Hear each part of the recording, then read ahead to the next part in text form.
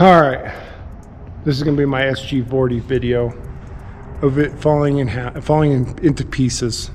2022 Bandit SG40 has a remote control kit on it from Dylan at Grind It in Lutz, Florida. Hours 104. That's it. 2.5 years old, 104 hours. This is not my everyday machine. This machine only goes when I have to use it. I've never been a fan of Bandit's build quality. I think they're very cheap. Like the paint fell off. Like I think I was blowing it off on the first job and the paint fell off. This whole strip in the back. And that, I mean, it's just paint, sure, but I had 12 or 13 O2 sensors go bad in the first 70 hours on that motor, which isn't Bandit. All the bolts were loose when it ended up after an hour of work, and before I got it, everything was loose. I just find this machine, it's very clunky, and even with the ScanReco remote, which makes it way better. I'm used to Vermeer, and you guys can hate Vermeer all you want, but they make a superior stump grinder. So whatever the case, I bought this only because of its width at 29 inches, 36 inches, 35, 34 inches does not work for me on a lot of jobs. So that's why I got a little grinder to fill the need for the little jobs. So I guess 80 hours or so, I started noticing that the cutter wheel was sagging like towards the ground a lot, and I always keep that bolt in to hold the boom up, but the problem was in this bearing, and I grease everything, I over grease everything. I'm like, you know, I don't like doing maintenance, which is why I like Vermeer, because it requires very little effort, and this one required a lot more, which whatever, it's a little beginner machine ultimately. It's just built in the right size. So I noticed it was sagging, and I started I'd always rest the head, or I'd put a jack under it and take all the weight off just to let it like relax while it was in here for a week or two at a time sitting, and eventually the top broke off. I have a photo, I'll put it in here. But the bearing, and it's basically just a 5-pin trailer hub, a 5-lug. Oops, there goes a new rubber box. So this is what the machine pivots on, and this adapter ring comes off. But it's just a hub, and it has a spline, like a shaft in the middle that goes to that grease zerk. And the grease zerk, you can see the grease channels. They were greasing this bearing, and you can see that that bearing is dead. But it sheared right at that grease port. So, grease channel. Took it apart, got it ordered. It came in today. It was 650 bucks from Bandit, and I think 50 or 70 bucks in shipping. Took about a week to get here. So, whatever. But they did send new bolts, which I'm actually very impressed with, so thanks, Bandit. I was thinking I was going to have to go to the hardware store, but you saved me a trip. Thank you. So this one broke, and yeah, that doesn't go smooth. This one does. So we're going to put it back together. I saw a couple of videos of how guys were lifting everything up, and some guys took all the line. You know, it's all different. I did not have to disconnect all the hoses on mine because it failed in the shop, just sitting parked here, which is good. But all I did was shackle from, I think that's where that protective guard thing goes for the cutter wheel or something. But I put some shackles on just to give me enough room. There's 5 total shackles, and just lifted with an engine hoist, and worked out really good. I saw a couple guys like with straps and chains and all sorts of other stuff, but just lifting off of there, I mean, it's pretty balanced. So when you guys have to do this, or if, that works pretty good. That was pretty simple. So there's a good way to lift it. Very simple. So I'm going to lift it up and then put this one in. I'll probably grease it just to make sure it's getting grease, 100% guaranteed. And then I'll get it in and bolt this thing back together and then send it out the door because it's got a new owner. I'm going to clean it up really nice to make sure it looks good for its travels to California. But yeah, it's been a good run, but I'm done with this thing. And pretty excited for what's coming next. So hopefully the new one will be everything that I wanted this one to be, but the new one goes 18 inches deep, has a blade, has an integrated remote control. It's 26 inches, that goes out to, expands out to 39. So I think that's gonna be a nice unit for me, and it's a company that I don't know anything about, so hopefully it can hold up for a while, but there will be plenty of videos on the Predator 38R when that arrives at some point in the next couple of weeks. So rock and roll. I'll time lapse putting this thing back together and let you guys see how I do it. So this is the adapter plate. It sits on the frame right there, and then the hub assembly will go through and connect. But there are 12 half-inch bolts, so half-inch nut and bolt, and they call for 18 foot-pounds for each of those. So we're going to do this outer ring 18 foot-pounds.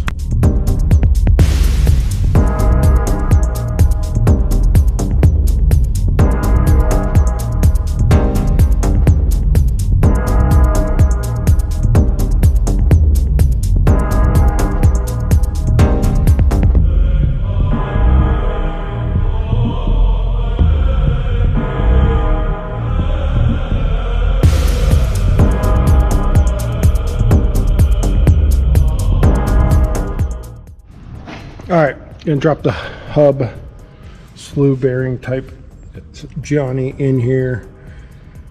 Important to remember, you want your grease zerk to be accessible. So it spins right now, it doesn't matter, but as we move forward, just something to keep in mind.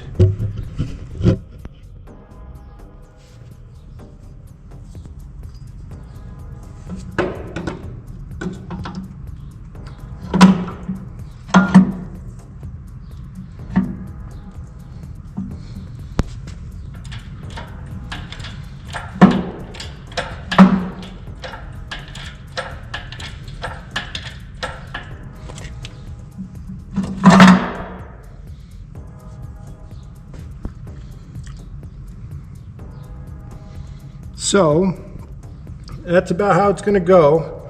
I'm going to go underneath through this access port and tighten everything down. There are I think there's 5 or 6 bolts that get torqued. And I'll give you guys a torque so you know. I think they were 3/4 inch. Spindle hub mount, or I'm sorry, adapter plate bolts and nuts are 18 foot-pounds. Lug nuts are 90 foot-pounds, and spindle hub mounting bolts are 80 foot-pounds. So those are going to be the lug nuts at 90 foot-pounds. So I'm going to get in there and put some extensions on my torque wrench and get those tightened down now. And then guide the top half back in, bolt that thing down, and start putting it back together.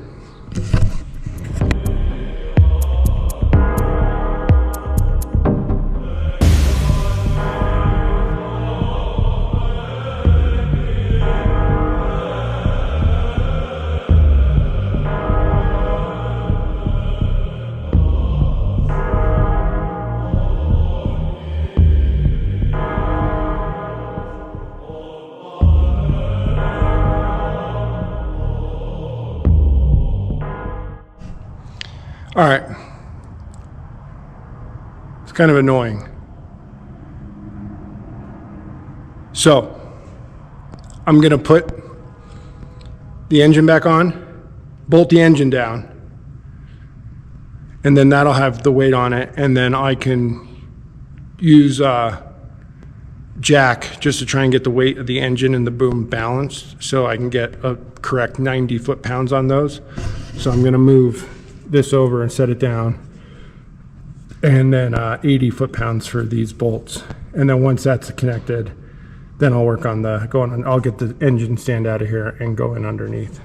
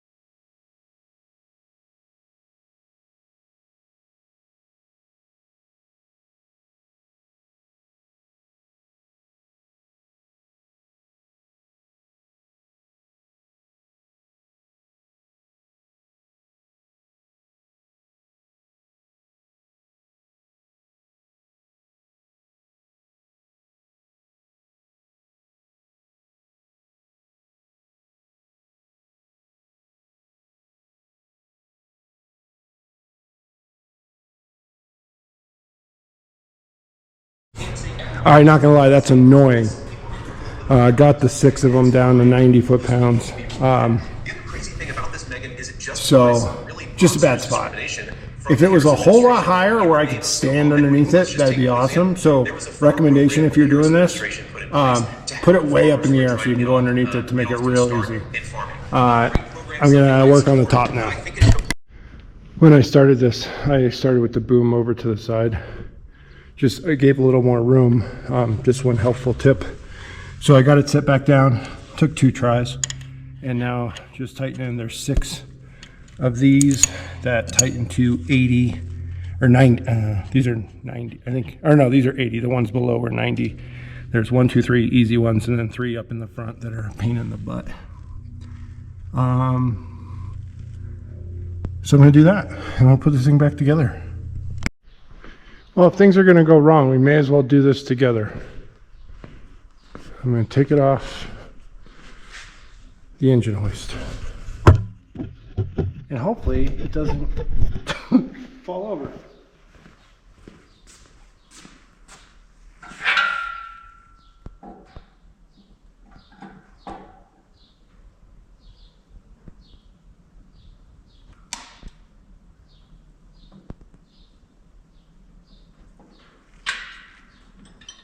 Hey, how cool.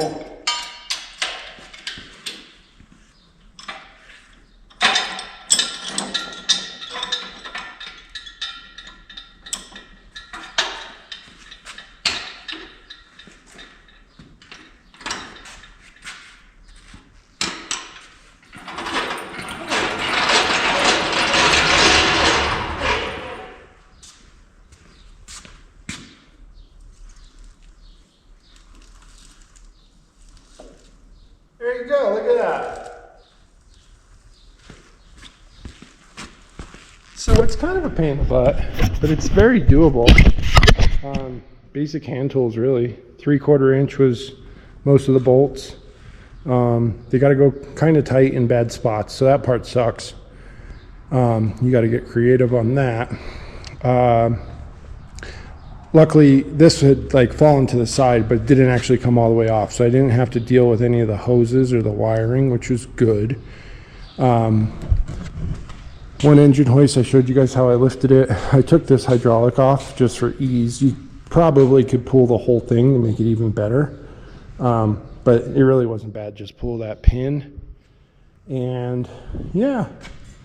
I guess this is becoming an issue. There's quite a few guys that have reached out and said that this has happened to them. So I have no doubt that more of you guys will be encountering this. But yeah, that's the gist of it.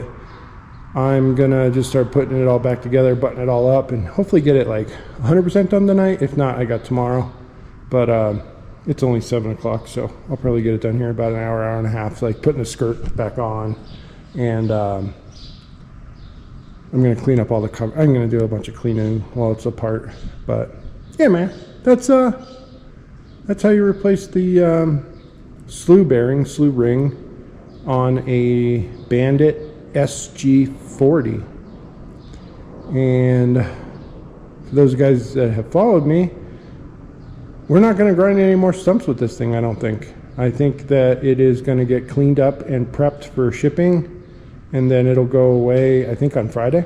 Today's Monday, so just get it all dolled up, make it look pretty. The stickers are staying at the buyer's request, which I think is funny. I guess he's going to scribble Superior out, probably with duct tape or something, and put his business name there. He definitely wanted me to keep this on. For those of you that are new around here, on Instagram, he called me out. His name is Clark Good, with Good Stump Removal in Napa, California. And he was talking a bunch of trash. And it's fun. He's a great guy. But in the joking manner of what I try to accomplish every day, when I was having this machine wrapped, I was like, hey, can you put him on there in like second place? And then my graphic shop, Husky Creative in Frederick, Colorado, who's the best ever, put him in third place. That's him, Clark with Good Stump. And then they put a bottle of Home Depot Stump out in second place, and then me in first. And his name is Good Stump Removal. So he said he was best in the West, which on some of my machines you'll see that it says best in the West, but best in the West. And then on this one I did if you had a choice between a good steak or a superior steak, I would take superior. So it says better than good. So yeah, this is off to its new home, and I'm not really all that sad. It's been a great machine. It served a purpose. It's just been too many headaches, and it's got too many limits. It does not go deep enough. I mean, 10 inches is like incredibly deep for this, and I try to do a lot more deep stuff. I do a lot of replant stuff with my 852. So now, having a Predator 38R, I will be able to do replant stuff with the Bad Access 26-inch wide machine, which is super important around here. We have a lot of really small access. So there you go. We'll see you guys later.